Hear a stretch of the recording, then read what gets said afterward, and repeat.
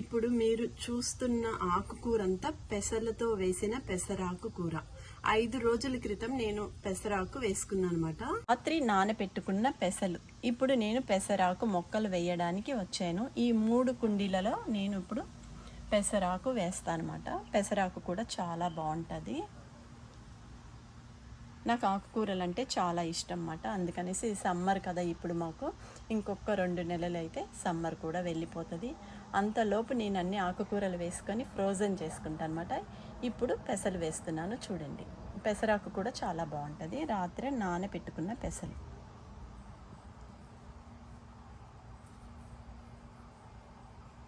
చూడండి, ఇప్పుడు నేను అన్నిట్లో పెసలు వేస్తున్నాను. ఈ పెసరాకు కూడా చాలా రుచిగా ఉంటుంది పప్పు చేసుకుంటే. లాస్ట్ ఇయర్ కూడా నేను వేసాను అనమాట. ఇప్పుడు ఇంకొంచెం ఎక్కువగా వేస్తున్నాను. చూడండి, ఇప్పుడు నేను పెసలు వేస్తున్నాను అనమాట ఒక కుండీలోను. అన్నీ వేసాక మళ్ళీ మీకు చూపిస్తాను చూడండి. పెసరాకు కూడా చాలా బాగుంటుంది రుచిగా.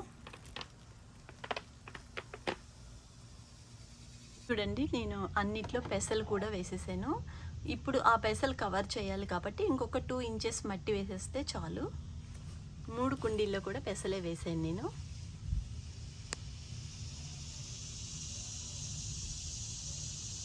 చూడండి, ఇట్లా అంతా కూడా కవర్ చేసుకోవాలన్నమాట. ఇంకొక 2 ఇంచెస్ వేసుకొని మట్టి, అప్పుడు మనకి మొక్కలు మంచిగా పెరుగుతాయి.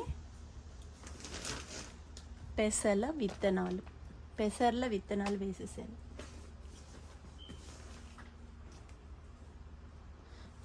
చూడండి, మట్టి అంతా కూడా వేసేసాను నేను పెసర్ల మీద.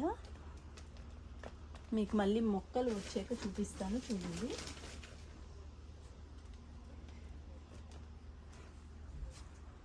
ఇప్పుడు దీని మీద కొంచెం స్ప్రే చేస్తే చాలు.